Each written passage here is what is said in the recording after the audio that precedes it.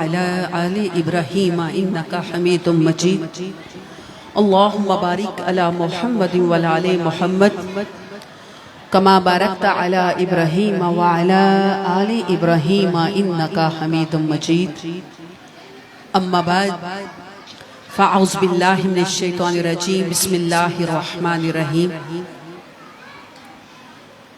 وَلَنَبْلُوَنَّكُمْ بِالشَّيْءٍ مِّنَ الْخَوْفِ وَالْجُوعِ وَنَقْصٍ مِّنَ الْأَمْوَالِ وَالْأَنفُسِ وَالثَّمَرَاتِ وَالْعَصْرِ إِنَّ الْإِنسَانَ لَفِي خُسْرٍ إِلَّا الَّذِينَ آمَنُوا وَعَمِلُوا الصَّالِحَاتِ وَتَوَصَّوْا بِالْحَقِّ وَتَوَصَّوْا بِالصَّبْرِ إِنَّ اللَّهَ وَمَلَائِكَتُهُ يُصَلُّونَ عَلَى النَّبِيِّ يَا أَيُّهَا الَّذِينَ آمَنُوا صَلُّوا عَلَيْهِ وَسَلِّمُوا تَسْلِيمًا بَلَغَ الْعُلَا بِكَمَالِهِ كَشَفَ الدُّجَى بِجَمَالِهِ حَسُنَتْ جَمِيعُ خِصَالِهِ صَلُّوا عَلَيْهِ وَآلِهِ صَلُّوا عَلَيْهِ وَآلِهِ اللہ تبارک تعالیٰ کی لاتعداد اور بے حد حمد و ثنا کہ جس رحمان و رحیم نے ہمیں اشرف المخلوقات بنا کر اپنے پیارے حبیب پاک صاحب الاولاد احمد مجتبی محمد مصطفیٰ صلی اللہ علیہ وآلہ وسلم کا ہم سب کو امتی بنا دیا، وہ امتی بنا دیا جس کے لیے کئی پیغمبر، کئی رسول، 1,00,000 کم و بیش 24,000 پیغمبر روتے رہے کہ اے اللہ تو ہمیں اس نبی کا امتی بنا جس کو تو محبوب رکھتا ہے۔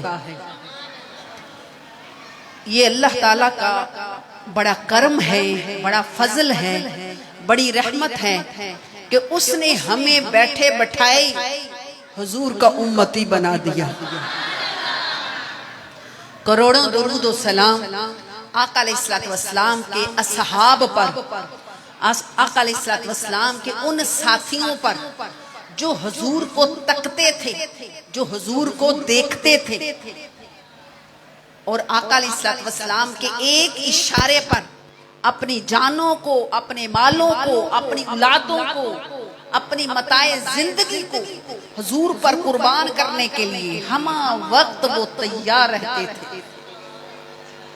کروڑوں درود و سلام آقا علیہ السلام کی آل پر، وہ اولاد مطہرہ جن کے بارے میں حضور نے فرمایا کہ لوگوں میری اولاد سے محبت کرو، میری آل سے پیار کرو، میری آل سے مودت کرو، جو میری آل سے مودت کرتا ہے وہ مجھ سے مودت کرتا ہے، جس نے میری فاطمہ کو خوش کر دیا اس نے مجھے خوش کر دیا، جس نے میری فاطمہ کو ناراض کیا اس نے مجھے ناراض کر دیا۔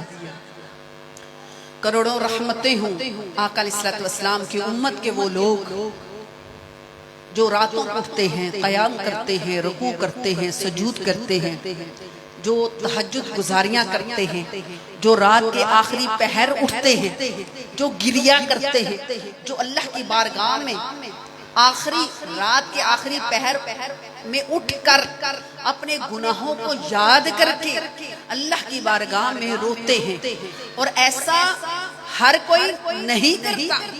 کون کرتا ہے؟ وہی کرتا ہے جس کو اللہ نے اپنی بارگاہ میں چن لیا ہوتا ہے۔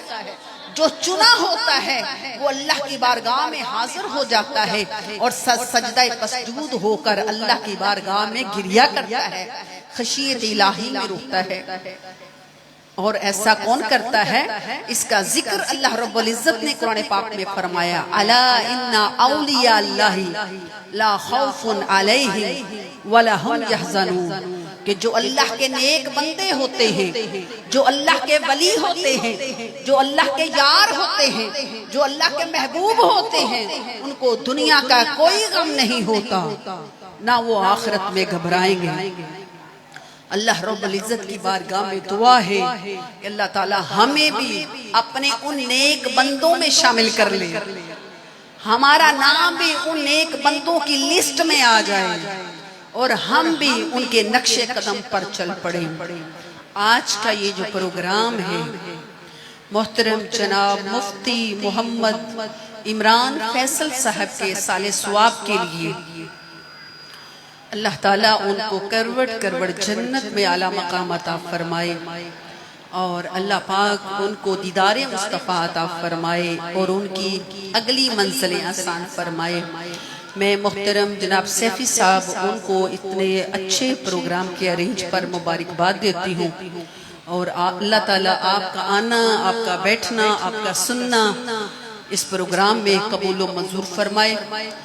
مسجد ہے اور مسجد کے اندر باوضو ہو کر بیٹھنا، بڑی عقیدت کے ساتھ بیٹھنا، بڑے ادب کے ساتھ بیٹھنا، بڑے پیار کے ساتھ بیٹھنا اور کوئی دنیاوی گفتگو نہ کرنا، اپنے بالوں کو چھپا کر بیٹھیں، بڑے اچھے انداز کے ساتھ بیٹھیں، پڑھے لکھے انداز کے ساتھ بیٹھیں، اپنے بالوں کی سیاہی کو چھپا کر بیٹھیں اور اپنے من میں کوئی دعا لے کر آئیں کہ اے اللہ تیرے پاک گھر میں ہم بیٹھے ہیں، اے اللہ تو ہمارے دلوں کو پاک کر دے، ہمارے دلوں کو ستھرا کر دے اور ہمیں اپنے پاک لوگوں میں شامل کر دے۔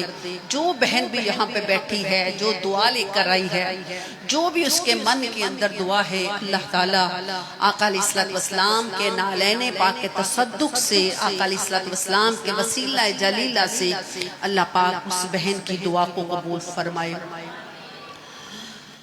اللہ تعالیٰ نے قرآن پاک میں ارشاد فرمایا ہے لَقَدْ خَلَقْنَا الْإِنسَانَ فِي أَحْسَنِ تَقْوِيمٍ کہ اللہ تعالیٰ نے انسان کو بڑی خوبصورت شکل عطا کر کے دنیا میں بھیجا، بڑی خوبصورت شکل نوازا اور انسان کو اعلیٰ مرتبہ عطا فرمایا، انسان کو اشرف المخلوق بنا کر اللہ تعالیٰ نے اس انسان کو دنیا میں بھیجا۔ اس انسان کی اتنی تعریف اللہ تعالیٰ نے کی، حتیٰ کہ یہ وہی انسان ہے جس کو اللہ تعالیٰ نے فرشتوں سے کہا تھا کہ اے میرے فرشتوں اس انسان کو سجدہ کرو، یعنی سجدہ کروایا اور انسان کو اشرف المخلوق بنایا، خوش خلق بنایا، شکل بنایا۔ لیکن اسی صورت کی اگلی جو آیت ہے اس کے اندر کیا فرمایا؟ ثم رددناہ اسفل سافلین، یعنی پہلے اللہ تعالیٰ نے انسان کی شکل کی تعریف کی، لیکن اس کی اگلی آیت میں اللہ تعالیٰ نے کیا فرما دیا؟ اللہ تعالیٰ فرماتا ہے ثم رددناہ اسفل سافلین، میں نے اسی انسان کو جہنم کے دوزخ کے اس حصے میں نے پھینکنا ہے یا پھینک دیا ہے جہاں پہ پتھر بھی گل جائے۔ استغفر اللہ، ادھر رب انسان کی تعریف بیان کر رہا ہے، ادھر اسی انسان کو اٹھا کے اللہ تعالیٰ نے جہنم کے اس حصے میں پھینک دیا جہاں پہ پتھر بھی گل جاتے ہیں۔ اللہ تعالیٰ نے انسان کو صرف ایک دفعہ پیدا نہیں کیا، اللہ تعالیٰ نے انسان کو 5 دفعہ پیدا کیا۔ پہلی دفعہ کب پیدا کیا؟ اس وقت پیدا کیا جب انسان صرف روح تھا، جسم نہیں تھا، روحیں اڑتی تھی، روحیں اپنا کام کرتی تھی۔ دوسری دفعہ اللہ تعالیٰ نے اس روح کو مزید آگے سلسلہ بڑھانے کے لیے ایک پانی کی بوند سے اللہ تعالیٰ نے انسان کے اندر رکھ کر انسان کو پیدا کیا۔ وہی انسان، وہی بچہ جو ماں کے پیٹ کے اندر دوسری دفعہ جاتا ہے اور وہ ماں کا پیٹ انسان کی پہلی قبر بن جاتا ہے جہاں پہ نہ کوئی کھڑکی ہوتی ہے، نہ کوئی دروازہ ہوتا ہے، گپ اندھیرا ہوتا ہے، اور وہی انسان 9 مہینے تک اس ماں کے پیٹ کے اندر رہتا ہے۔ تیسری مرتبہ اللہ تعالیٰ اسی انسان کو تولد کرتا ہے، انسان کو پیدا کرتا ہے، پھر اس انسان کو پیدا کر کے اللہ پاک اس عمل میں داخل کر دیتا ہے، یعنی زمین کے اندر داخل کر دیتا ہے، یعنی اسی انسان کو اللہ تعالیٰ اس طرح بنا دیتا ہے، پھر وہ عمل کرتا ہے، چاہے وہ پھر دوزخ والا بن جائے، چاہے وہ جنت والا بن جائے۔ اور پانچواں مرحلہ جو ہے انسان، جب ہم لوگ کہتے ہیں بندہ ختم ہو گیا ہے، وہ بندہ ختم نہیں ہوتا۔ جس کو ہم نہلاتے ہیں، جس کو ہم ہار پہناتے ہیں، جس کو ہم غسل دیتے ہیں، وہ انسان مرتا نہیں، بس وہ اگلی دنیا میں چلا جاتا ہے۔ وہ انسان یاد رکھے، انسان کبھی بھی مرتا نہیں ہے، انسان کی کوئی حقیقت نہیں ہے۔ موت ایک ایسی چیز ہے، قرآن پاک کے اندر دوسرا سپارہ، ثم یحییکم ثم یمیتکم ثم یحییکم ثم یمیتکم، اللہ فرماتا ہے میں تجھے پھر زندہ کروں گا، پھر ماروں گا، پھر زندہ کروں گا، پھر ماروں گا۔ پتہ چلا انسان مرتا نہیں، انسان کا سفر جاری و ساری رہتا ہے، انسان چلتا رہتا ہے۔ لیکن ایک وقت ایسا آئے گا، قیامت ہوگی، اللہ تعالیٰ فرمائے گا سب زندہ ہو جاؤ، پھر اللہ تعالیٰ موت کو بلائے گا، اور اسی موت کو ایک جانور کے روپ میں سامنے لایا جائے گا، اور اللہ تعالیٰ اس کو ذبح فرما دے گا۔ موت ختم ہو جائے گی اور ہر انسان زندہ رہے گا، اپنی عمل کی سزا بھگتے گا۔ وہی انسان اگلا سٹیپ کیا کہتا ہے؟ اگلا سٹیپ یہ کہہ رہا ہے، اللہ تعالیٰ فرماتا ہے لیکن والعصر ان الانسان لفی خسر۔ والعصر کا مطلب کیا ہے؟ اس میں اللہ تعالیٰ زمانے کی قسم کھا رہا ہے، اللہ وقت کی قسم کھا رہا ہے۔ اور آپ مجھے خود بتائیں، اللہ کسی گھٹیا چیز کی قسم تو نہیں نہ کھائے گا؟ اللہ جب بھی قسم کھائے گا تو کسی اچھی چیز کی قسم کھائے گا۔ یہاں پہ اللہ تعالیٰ والعصر کی قسم کھا رہا ہے۔ اس کی اگلی آیت کیا بتا رہی ہے؟ ان الانسان لفی خسر، بے شک انسان دھوکے میں ہے، بے شک انسان خسارے میں ہے۔ انسان کیا سمجھ رہا ہے کہ میں نے دنیا میں ہمیشہ رہنا ہے، یہ مال، یہ دولت، یہ اولاد، سب کچھ میرے پاس ہمیشہ رہے گی؟ ہرگز نہیں۔ اللہ تعالیٰ فرماتا ہے جب یہ انسان یہ گمان کرے گا یہ سب کچھ میرے پاس رہے گا تو وہ خسارے میں رہے گا، وہ دھوکے میں رہے گا۔ بڑے بڑے قارون دنیا میں آئے، بڑے بڑے فرعون دنیا میں آئے، بڑے بڑے یزید دنیا میں آئے، بڑے بڑے کافر دنیا میں آئے، ابو جہل دنیا میں آیا، ابو لہب دنیا میں آیا، ان سب کے محل کھنڈرات میں بدل گئے۔ ان کا نام لینے والا بھی اب کوئی نہیں بچا، ان کا نام لینے والا بھی اب کوئی نہیں بچا۔ لیکن یاد رکھو الا الذین آمنوا وعملوا الصالحات، مگر وہ لوگ جو ایمان لائے اور نیک عمل کرتے رہے۔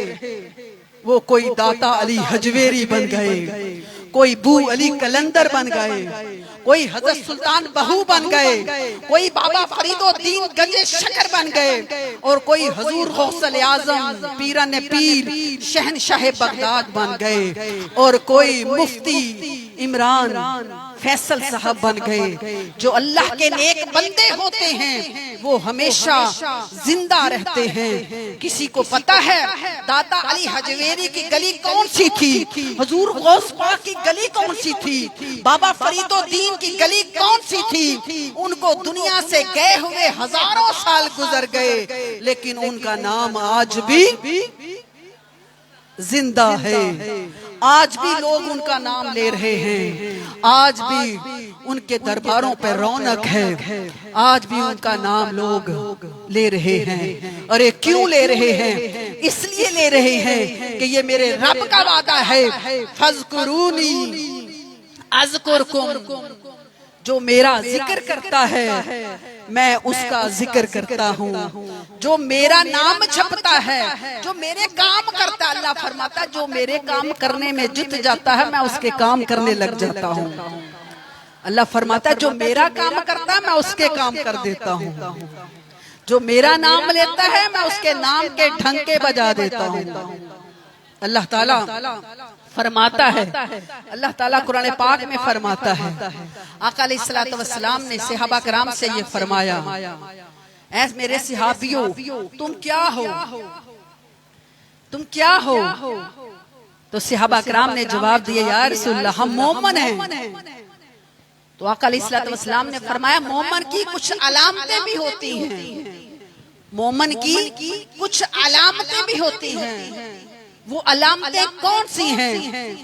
حضور علیہ الصلوۃ والسلام نے فرمایا اے بندے جب تجھے کوئی تکلیف ملتی ہے، کیونکہ اللہ تعالیٰ وَلَا نَبْلُوَنَّكُمْ بِشَيْءٍ مِّنَ الْخَوْفِ وَالْجُوعِ وَنَقْصٍ مِّنَ الْأَمْوَالِ وَالْأَنفُسِ وَالثَّمَرَاتِ، اللہ فرماتا ہے میں اپنے بندوں کو آزماتا ہوں، اپنے بندوں کو کیا کرتا ہوں؟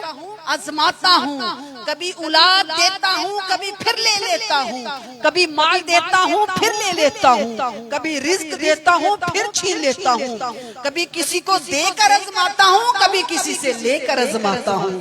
اللہ فرماتا میں اپنے بندوں کو آزماتا ہوں۔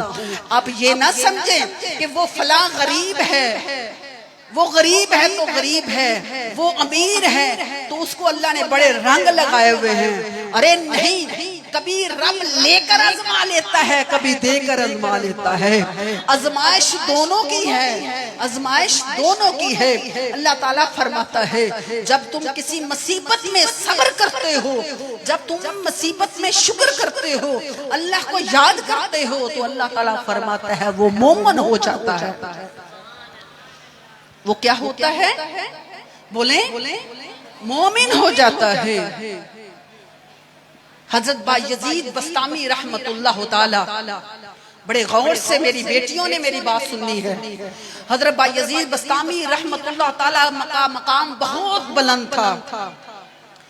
اسی زمانے میں ایک اور ولی رہتے تھے، اہل اللہ رہتے تھے، اللہ کا نیک بندہ وہاں رہتا تھا۔ اس نے کہا اے اللہ ہم بھی نمازیں پڑھتے ہیں، ہم بھی قیام و رکوع سجود کرتے ہیں، لیکن یہ جو تیرا بندہ با یزید ہے تو نے تو اس کو بڑا مقام عطا فرمایا ہے، ایسا کیوں ہے؟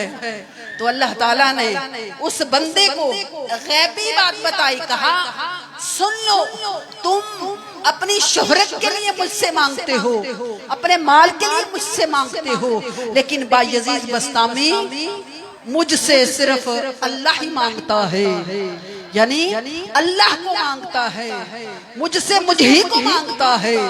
تو یہ کیا ہے؟ یہ دنیا بقا ہے، یہ دنیا فنا ہے، اللہ کا نام بقا ہے، اللہ کا ذکر بقا ہے، اللہ کا نام ہمیشہ ہے، یہ دنیا فنا فی اللہ ہے۔ آؤ اللہ کی طرف رجوع کرو، رجوع اللہ کرو، رجوع القرآن کرو، رجوع الرسول کرو۔ حضرت سیدنا ابراہیم علیہ السلام ایک دفعہ آپ کے پاس فرشتہ اسرائیل آیا اور فرشتہ اسرائیل نے کہا اے ابراہیم اللہ کا یہ پیغام ہے، میں آپ کی روح نکالنے کے لیے آیا ہوں، آپ کی جان نکالنے کے لیے آیا ہوں۔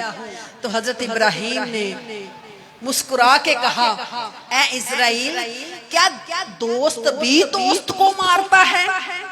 بات کو سمجھنا ہے۔ حضرت ابراہیم نے کہا اے اسرائیل تو میری جان نکالنے آیا ہے، مجھے بتا کیا کوئی دوست بھی دوست کو مارتا ہے؟ تو پھر اس بات پہ رب نے آگے کے جواب دیا، رب نے فرمایا اے اسرائیل تو میرے یار کو یہ کہہ دے کہ کوئی محبوب بھی اپنے محبوب کی ملاقات سے انکار کرتا ہے۔ میں تو ملاقات کے لیے بلا رہا ہوں، میں کس کے لیے بلا رہا ہوں؟ ملاقات کے لیے بلا رہے ہوں۔ یہ اللہ کے نیک بندے مرتے نہیں ہیں، یہ صرف رب کی ملاقات کے لیے چلے جاتے ہیں. یہ اللہ والے یہ دنیا میں ہم سمجھتے ہیں یہ چلے گئے نہیں، یہ یہاں پہ بھی ہیں وہاں پہ بھی ہیں.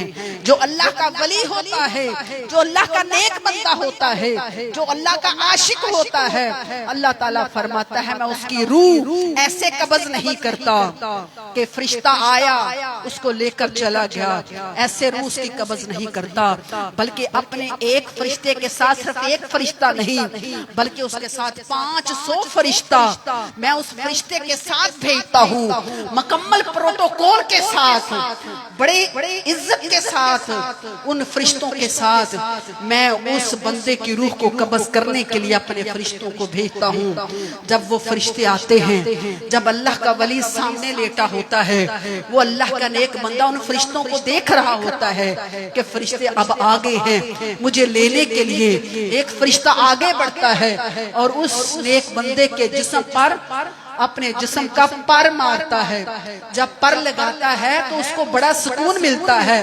پھر دوسرا فرشتہ آگے بڑھتا ہے، پھر اپنا پر لگاتا ہے. تیسرا فرشتہ آگے بڑھتا ہے، پھر اپنا پر لگاتا ہے، حتیٰ کہ سارے فرشتے مل کر اس عاشق رسول کے جسم کو اپنا پر لگاتے ہیں. اس کو بڑا سکون ملتا ہے.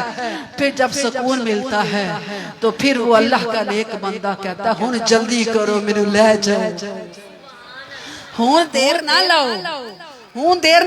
اسی رون لگے ہیں، ہم لوگ تڑپ رہے ہوتے ہیں، ہم پریشان ہیں کہ ہمارا عزیز جا رہا ہے، لیکن جانے والا کہتا ہے مجھے لے جاؤ، جلدی سے لے جاؤ. یہ دنیا ایک قید خانہ ہے. اللہ کے نیک بندے اس قید سے چھوٹے اور اپنے گھر چلے گئے. اصل گھر ان کا وہ ہے، اصل گھر یہ نہیں ہے. اور جب یہی نیک بندے، جب فرشتے ان کو لے جاتے ہیں، اس کی روح نکل جاتی ہے تو اللہ تعالیٰ پھر حکم دیتا ہے اے میرے فرشتوں اس روح کو اب قبر میں نہ لے کر جانا. ہمارا یہ خیال ہے نا کہ جب بندہ مر جاتا ہے تو اس کی روح کو قبر میں ڈال دیا جاتا ہے، ایسا ہرگز نہیں ہے.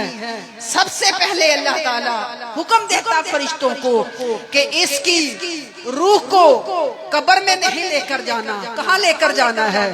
عرش بری پر لے آؤ. اس کی روح کو کہاں پہ لے آؤ؟ بولے بجی آپ پانی نہ پلائیں، ابھی تھوڑی دیر کے لیے بیٹھ جائے، تھوڑی دیر کے لیے صرف. عرش بری پر اللہ تعالیٰ فرماتا ہے اس روح کو کہاں لے آؤ؟ عرش بری پر لے آؤ. آپ دیکھو اسی نیک بندے کی روح کو جب عرش بری پر لایا جاتا ہے، اللہ تعالیٰ اپنے فرشتوں کو حکم دیتا ہے اس روح کو نہلاؤ، اس روح کو ہار شنگار پہناؤ، اس روح کو غسل دو. اب دیکھو نا، جب ہم لوگ عمرہ کرنے کے لیے جاتے ہیں تو سب سے پہلے ہم کہاں جاتے ہیں؟ ہم مکے جاتے ہیں. کہاں جاتے ہیں؟ مکے جاتے ہیں. ارے لوگوں ہم مکے کیوں جاتے ہیں؟ اس لیے جاتے ہیں کہ مکے پہلے جاتے ہیں تاکہ اللہ کا گھر دیکھیں، اللہ کے گھر کو دیکھ کر اپنی آنکھوں سے آنسو بہائیں. آنسو پھر نکلتے ہیں، پھر اللہ تعالیٰ ہمارے گناہوں کو معاف کرتا ہے. تو اسی طرح اللہ تعالیٰ فرماتا ہے اے فرشتوں اس بندے کی روح کو عرش بری پر لے آؤ. عرش بری پر لا کر اس کو نہلاؤ، غسل دو. جب یہ پاک اور صاف ہو جائے تو پھر چل قبر کے اندر. اسی طرح مکے میں جب بندہ جاتا ہے، پہلے مکے جاتا ہے خانہ کعبہ پہ، پہلے رب اس کو ستھرا کرتا ہے، صاف کرتا ہے. جب بندہ ستھرا اور صاف ہو جاتا ہے پھر رب کہتا ہے ہن چل مدینے. رب اپنے بندے کو پہلے صاف کرتا ہے پھر مدینے بھیج دیتا ہے. اسی طرح نیک بندے کی روح کو رب عرش پر بلاتا ہے، اس کو نہلا کر ستھرا کر کے پھر اس کو پھر کہتا ہے ہن چل قبر کے اندر. کیونکہ قبر میں کس کو ملنا ہے؟ میرے آقا کو ملنا ہے. میرے نبی نے اس قبر میں آنا ہے. پھر میرے نبی اس قبر میں آتے ہیں تو پھر سوال 3 ہوتے ہیں. من ربک کا، من دینوں کا، تیرا دین کون سا ہے؟ تیرا رب کون سا ہے؟ جو تیسرا سوال بڑا اہم ہوتا ہے کہ تم بتا، ہاں ماں کنت تقول ھذا النبی صلی اللہ علیہ وسلم، بتا اس ہستی کے بارے میں یہ کون ہے؟ تو پھر جو عاشق لیتا ہوتا ہے جب وہ میرے نبی کو دیکھتا ہے، میرے آقا کو دیکھتا ہے، تو پھر کہتے ہیں یہ تو وہی ہے جس کو دنیا میں میں یاد کرتا تھا، جس کو دنیا میں پر درود پڑھتا تھا، جن کی نعتیں میں دنیا میں پڑھتا تھا، جن کے لیے میں ترستا تھا، یہ تو وہی ہستی ہے۔ بلکہ یہاں تک بھی ہوتا ہے کہ میرے آقا سامنے کھڑے ہیں، فرشتے پوچھ رہے ہیں یہ کون ہے؟ تو حضور کیا فرماتے ہیں؟ ارے فرشتوں اس سے نہ پوچھو کہ میں کون ہوں، میں بتاتا ہوں یہ کون ہے۔ ہائے ہائے ہائے ہائے، میں بتاتا ہوں یہ کون ہے۔ ایسی بھی صورتحال پیدا ہو جاتی ہے، ایسا بھی ہو جاتا ہے۔ تو جو اللہ والے ہوتے ہیں وہ ہمیشہ زندہ رہتے ہیں۔ آؤ اللہ والے ہو جاؤ، اللہ والوں کی سنگت اختیار کرو، اللہ والوں کا قرب اختیار کرو۔ تو اگر سنگے خارا ہے تو آؤ اولیاء اللہ کی صحبت میں بیٹھو، اولیاء اللہ کے قرب میں بیٹھو تو سنگے مرمر بن جائے گا۔ اگر اپنے دلوں کو آپ تسکین دینا چاہتے ہیں، اپنے دلوں کو مطمئن کرنا چاہتے ہیں، تو اللہ والوں کی بیٹھک میں بیٹھا کرو، اللہ والوں کی باتیں سنا کرو۔ اور آج کے مجدد ڈاکٹر محمد طاہر القادری مدد اللہ العالی فرماتے ہیں آپ ان کا مطالعہ کریں، آپ ان کی سنگت اختیار کریں، آپ ان کے راستے پہ چل نکلیں، آپ ان کی جماعت میں شامل ہو جائیں۔ یہ اللہ والے ہیں اور اس صدی کے بہت بڑے مجدد ہیں۔ آج کا پروگرام، اس کا اصل سبق کیا ہے؟ اس کا اصل سبق یہی ہے کہ سیدہ زینب سلام اللہ علیہا کے کردار کو اپنانا، سیدہ زینب سلام اللہ علیہا کے فکر کو اپنانا۔ وہ عورت اور آج کی عورت میں کیا فرق ہے؟ وہ سیدہ زینب سلام اللہ علیہا جنہوں نے اپنی آنکھوں سے، آج ہمیں کوئی تکلیف پہنچتی ہے، کوئی مصیبت آتی ہے تو ہمارا بی پی لو ہو جاتا ہے، ہمارے جسموں میں جان نہیں رہتی، اور وہ کربلا کی وہ عورت سیدہ زینب سلام اللہ علیہا جانشین حسین آقا علیہ الصلوۃ والسلام کی بہن سیدہ زینب سلام اللہ علیہا، میں قربان جاؤں آپ پر، جنہوں نے اپنی آنکھوں سے اپنے اولو محمد کو قربان کیا، اپنے بھائی کو قربان کیا، اپنے خانوادے کو قربان کیا، اپنے نانا کے دین کو زندہ کرنے کے لیے اپنی ہر چیز کو قربان کر دیا۔ میں کہتی ہوں وہ کیسی عورت تھی، وہ کیسی پاک عورت تھی، جنہوں نے اپنے ہاتھوں سے تیار کر کے گھوڑوں پہ بٹھائے، اپنے ان کے ہاتھوں میں نیزے دیے، تلواریں اپنے ہاتھوں میں پکڑائی۔ پتہ چلا ان کے اندر حسینی خون تھا، انہوں نے دودھ فاطمہ کا پیا تھا، ان کی رگوں میں مولا علی کا خون تھا، کیوں نہ بہادر ہوتی۔ آج ہمیں ان کے کردار کو فالو کرنے کی ضرورت ہے کہ آج ہم حق اور باطل میں فیصلہ کریں۔ وہ ڈٹ گئی تھی، سیدہ زینب ڈٹ گئی تھی، کہتی تھی باطل کا ساتھ نہیں دینا، باطل کا ساتھ نہیں دینا، جھوٹ کا ساتھ نہیں دینا۔ یزید کے بڑے دربار میں کھڑے ہو کر للکار کر کہا تھا، اے یزید تو جھوٹا، تیرے سارے ماننے والے جھوٹے، یاد رکھ تو ختم ہو جائے گا، تو ملیا میٹ ہو جائے گا۔ لیکن یہ دیکھو اذان ہو رہی ہے، یہ اذان جس میں میرے نانا احمد مجتبیٰ کا نام ہے، تو ختم ہو جائے گا لیکن میرے نانا کا نام قیامت تک زندہ و جاودار رہے گا۔ آج اپنے اندر ہمت پیدا کریں، اپنے اندر حوصلے پیدا کریں، اپنے آپ کو باکردار بنائیں، اپنے آپ کو باکردار بنائیں، اپنے آپ کو کمزور نہ سمجھیں، اپنے اندر وہ طاقت پیدا کریں جو سیدہ زینب سلام اللہ علیہا تھی۔ آج کا پروگرام اصال ثواب کا پروگرام، حضرت آقا علیہ الصلوۃ والسلام نے فرمایا کہ یہ جو اصال ہوتا ہے۔ اس میں ایک صحابی رسول نے عرض کیا یا رسول اللہ میری والدہ فوت ہو گئی ہے، مجھے کون سا ایک ایسا عمل کرنا ہے جس کا ثواب میری ماں کو پہنچے؟ تو آقا علیہ الصلوۃ والسلام نے فرمایا تم اپنی ماں کے نام کا ایک کنواں کھدوا لو، جو کوئی بھی اس میں سے پانی پیے گا اس کا ثواب تیری ماں کو جائے گا۔ اللہ تعالی ہمیں عاشق مدینہ بنائے، عاشق رسول بنائے اور حب مصطفیٰ عطا فرمائے۔ اپنے دلوں میں آقا علیہ الصلوۃ والسلام کی محبت کو شمع کو روشن فرمائے اور اپنے دلوں کو مدینہ بنائے۔ آپ یہ جتنی خواتین بیٹھی ہیں، ایک اور مجھ سے کسی نے سوال کیا کہ ہمیں ہماری بچیوں کے بارے میں بتائے کہ بچیوں کو ادب کس طرح سکھانا ہے، کہ ہماری بچیوں میں ادب نہیں ہے، ہماری بہوؤں میں ادب نہیں ہے۔ یاد رکھو با ادب با نصیب اور بے ادب بے نصیب۔ ادب چاہے دین کا ہو، ادب چاہے دنیا کا ہو، جس بندے نے بھی ادب کر لیا، جس بندے نے بھی کسی دوسرے کا احترام کر لیا، جس کی زبان میں مٹھاس آ گئی، وہ دنیا میں جیت گیا، وہ آخرت میں بھی جیت گیا۔ آقا علیہ الصلوۃ والسلام کی زبان بڑی میٹھی تھی۔ ہم کلمہ نبی کا پڑھتے ہیں، ہم کہتے ہیں ہم امتی حضور کے ہیں، لیکن ہم حضور کے اسوے پر نہیں چلتے، ہم حضور کی اطاعت نہیں کرتے۔ میرے آقا علیہ الصلوۃ والسلام کی زبان بڑی میٹھی تھی، بہت میٹھی تھی۔ آپ کی زبان میں اتنی چاشنی تھی کہ جو سامنے والا بندہ ہوتا تھا جب آپ کی بات سنتا تھا وہ آپ کی بات کو زبانی یاد کر لیتا تھا۔ آپ کی بات اتنی خوبصورت ہوتی تھی۔ آپ سب کو پتا ہے میرے آقا کریم کو لوگ پتھر بھی مارتے تھے، آقا علیہ الصلوۃ والسلام کو گالیاں بھی دیتے تھے، آپ کے راستے میں کانٹے بھی بچھاتے تھے، لیکن آپ ان کو بد دعا نہیں دیتے تھے۔ آپ کی زبان سے کبھی بد دعا نہیں سنی۔ آقا علیہ الصلوۃ والسلام کے اسوے پر آپ کے گھر میں والدین ہیں، آپ کے گھر میں ساس ہے، آپ کے گھر میں بڑے ہیں، ان کو عزت و احترام کے ساتھ کھانا دیں، اپنے دونوں ہاتھوں سے کھانا دیں۔ آپ کے گھر میں جو برتن دو پڑے ہوئے ہیں ان کے ہاتھ میں پکڑائیں، محبت سے پکڑائیں۔ آپ کے گھر میں جو کوئی داخل ہو جاتا ہے اس کو کرسی دیں، چیئر دیں، اس کو سادہ پانی بے شک پیش کریں، محبت سے کریں۔ جوان بیٹیاں جتنی بھی بیٹھی ہیں، جوان بہویں جو بیٹھی ہیں، اپنے گھر کے والدین کی، ساس سسر کی قدر و خیال کریں، ان کا احترام کریں۔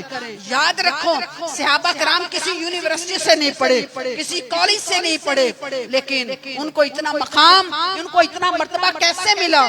صرف ادب مصطفیٰ کی وجہ سے ملا۔ ان کو یہ مقام صرف محبت مصطفیٰ کی وجہ سے ملا۔ انہوں نے حضور کا ادب کیا، حضور کا احترام کیا۔ اور آپ دیکھ لیں آقا علیہ الصلوۃ والسلام، صحابہ کرام حضور کا ادب کتنا کرتے تھے، اتنا کرتے تھے کہ جب آپ وضو کیا کرتے تھے آپ کے وضو کا پانی وہ زمین پر گرنے نہیں دیتے تھے، اتنا ادب و احترام کرتے تھے۔ آقا علیہ الصلوۃ والسلام کے زلف مبارک جب حجام کے پاس آپ جاتے اپنی زلفوں کو ترشواتے تو صحابہ کرام اپنی چادریں حضور کے ارد گرد بچھا لیتے اور آپ کی زلف مبارک کو زمین پر گرنے نہیں دیتے تھے۔ کیوں نہیں؟ یہ صرف ادب تھا، یہ صرف ادب تھا۔ اگر آپ دنیا میں کوئی کاروبار کرنا چاہتے ہیں، اگر آپ کی زبان میٹھی نہیں ہے، آپ کی زبان میں اخلاق نہیں ہے، تو آپ دنیا کے کاروبار کو نہیں کر سکتے، آپ کامیاب نہیں ہو سکتے۔ آپ کوئی دکان چلا رہے ہیں، اگر آپ کی زبان میں کرختگی ہے، مٹھاس نہیں ہے، اخلاق نہیں ہے، تو آپ کاروبار نہیں کر سکتے، آپ ترقی نہیں کر سکتے۔ اس لیے دنیا میں بھی اخلاق کی ضرورت ہے، دین میں بھی اخلاق کی ضرورت ہے۔ اب دیکھ لیں ہم جب نماز پڑھتے ہیں تو کس طرح منہ کر کے نماز پڑھتے ہیں؟ خانہ کعبہ کی طرف منہ کر کے نماز پڑھتے ہیں۔ کعبہ تو ہمیں نظر نہیں آتا، کعبہ تو 7 سمندر پار ہے، لیکن اللہ کیا حکم دیتا ہے؟ جب بھی نماز پڑھو میرے کعبے کی طرف منہ کر لو۔ حالانکہ کعبہ ہمیں نظر نہیں آتا، لیکن رب نے کعبہ کے احترام کے لیے، کعبہ کے ادب کے لیے حکم دیا ہے لوگوں جب بھی نماز پڑھنی ہے میرے کعبے کی طرف منہ کر کے کرنی ہے۔ اب دیکھ لیں صفا مروہ، دیکھ لیں صفا مروہ میں جب ہم دوڑ لگاتے ہیں ہمیں وہاں پہ کون سا دوڑ لگائیں کیا ہوتا ہے؟ یہ صرف حضرت بی بی ہاجرہ کے احترام میں یہ کہا گیا ہے کہ تم نے ایسا کرنا ہے، صفا مروہ کرنا ہے، یہ احترام ہے، یہ ادب ہے، یہ نشانیاں ہیں۔ اللہ تعالیٰ فرماتا ہے ادب احترام کرو۔ لَقَدْ كَانَ لَكُمْ فِي رَسُولِ اللَّهِ أُسْوَةٌ حَسَنَةٌ، میرے آقا کریم کی ساری زندگی جتنی بھی ہے وہ ساری جو ہے وہ ایک ہمارے لیے کامل نمونہ ہے۔ آج جتنی خواتین ہیں میری باتیں سن کر آج آپ نے ایک سبق لے کر جانا ہے، باوضو رہیں، کوشش کریں ہر وقت باوضو رہیں، ہر وقت باوضو رہیں، اپنی زبان پر درود و سلام ہر وقت رکھیں، گھر میں جھاڑو لگائیں درود پاک رکھیں، گھر میں کوئی بھی کام کریں، کھنڈیا بنائیں، آٹا گوندیں، درود پاک رکھیں۔ درود پاک پڑھنے والوں کی زبان نرم ہوتی ہے، ان کے دل نرم ہوتے ہیں، ان کے دل روشن ہوتے ہیں، ان کے دل ہمیشہ صراط مستقیم کی طرف جھکے رہتے ہیں۔ اٹھے تو اس کو یاد کریں، بیٹھے تو اس کو یاد کریں، اپنے آپ کو اس کے نام میں فنا فی اللہ کر لیں۔ جو فنا فی اللہ ہو جاتا ہے رب اس کو بقا باللہ کر دیتا ہے۔ حضرت باقی باللہ رحمت اللہ تعالی جب آپ دنیا سے جانے لگے، آپ نے اتنے لوگوں کے مجمع میں یہ کہا تھا، لوگوں یہ دنیا فنا ہے، اللہ کا ذکر بقا ہے، اللہ کا ذکر ہمیشہ رہے گا۔ تو کسی کی سمجھ میں بات آئی، کسی کی سمجھ میں بات نہ آئی۔ آپ نے فرمایا جب میں مر جاؤں تو میرا جنازہ وہ پڑھائے گا جس نے کبھی تہجد کی نماز قضا نہیں کی۔ جب آپ فوت ہو گئے، جب آپ کی نماز جنازہ پڑھانے کے لیے امام کو کسی کو بلایا گیا کہ بھئی آؤ حضرت باقی باللہ کے نماز جنازہ کو پڑھانا ہے، اب ہر بندہ کیا کہہ رہا ہے؟ کہتا ہے کہ میں نے بھی تہجد کی نماز قضا کی ہے، کوئی کہتا ہے میں نے بھی چھوڑی ہے، کوئی کہتا ہے میں نے بھی چھوڑی ہے۔ اب نماز جنازہ کس نے پڑھانی ہے؟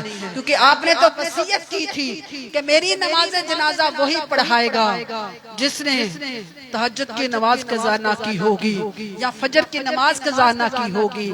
دیکھا اب کوئی نہیں آ رہا، مسلح آگے بچھا ہوا ہے، مسلح خالی ہے، مقتدی کھڑے ہیں، لیکن تھوڑی دیر گزری، آپ کی میت آگے پڑی ہوئی ہے، تھوڑی دیر گزری، ایک خرقہ پوش بندہ آیا جس نے اپنے چہرے پہ کپڑا لپیٹے ہوئے تھا، وہ آ کر جائے نماز کے اوپر کھڑا ہو گیا، جائے نماز پر کھڑا ہو گیا، نماز جنازہ پڑھائی، سلام پھیرا، لوگ دوڑے کہ ہمیں پتا چلے کہ یہ بندہ کون ہے جس نے حضرت باقی باللہ کا نماز جنازہ پڑھایا۔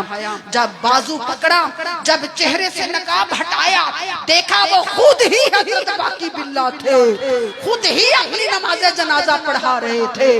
آپ نے فرمایا لوگوں جس کو تم نے لٹایا ہوا ہے، جس کو تم نہلاتے ہو، غسل دیتے ہو، ہار پہناتے ہو، یہ فنا ہے، جو اس کے اندر ہے وہ بقا ہے۔ وہ کیا ہے؟ وہ بقا ہے۔ اور یہ جسم تو ختم ہو جانے والا ہے، یہ جسم تو خاک ہے، مٹی میں مل جائے گا، اس کی کوئی حقیقت نہیں ہے۔ تو کیوں نہ پھر ہم اس جسم پر مشقت کروائیں، اس جسم سے نمازیں پڑھوائیں، اس جسم سے کام کروائیں، اس زبان سے سچ بلوائیں، اس زبان سے کہیں کہ غیبت نہ کرو، اس زبان سے کہیں کہ جھوٹ نہ بولو، ان پیروں سے کہیں کہ نیکی کی طرف چل نکلو، ان پیروں کو کہیں کہ اٹھ وضو کر، اپنے گرم نرم ٹھنڈے بستر کو چھوڑ کر اللہ کی بارگاہ میں کھڑے ہو جاؤ، سر سجدہ پسجود ہو جاؤ، اپنی نماز کو نہ چھوڑو، اپنی نماز کو ترک نہ کرو۔ اب دیکھیں بڑے بڑے آئے چلے گئے، آپ کی کئی نسلیں آگے ختم ہو گئیں اور ہماری بھی ختم ہو جائیں گی، ہماری بھی ختم ہو جائیں گی۔ تو کیوں نہ ہم کوئی ایسا کام کر جائیں، کوئی ایسا کام کر جائیں، کسی کی لڑائی ہو گئی صلح کروا دیں، کوئی خون کا رشتہ دور چلا گیا اس کو ملا دیں، کسی کو جوڑ دیں، کسی کو ملا دیں، کوئی بھائی بہن سے روٹھ گیا ہے اس کو آپس میں ملا دیں، رشتہ دار آپس میں جڑ جائیں، خونی رشتہ دار آپس میں ملا دیں۔ یہی حضور کا اسوہ ہے، یہی اللہ کے نیک بندوں کی اصلاح ہے، یہی نیک بندوں کا شیوا ہے۔ یہی نیک بندے ہمیں کہہ کر گئے ہیں کہ آؤ اللہ والے ہو جاؤ۔ اللہ اللہ کہنے سے اللہ نہیں ملتا۔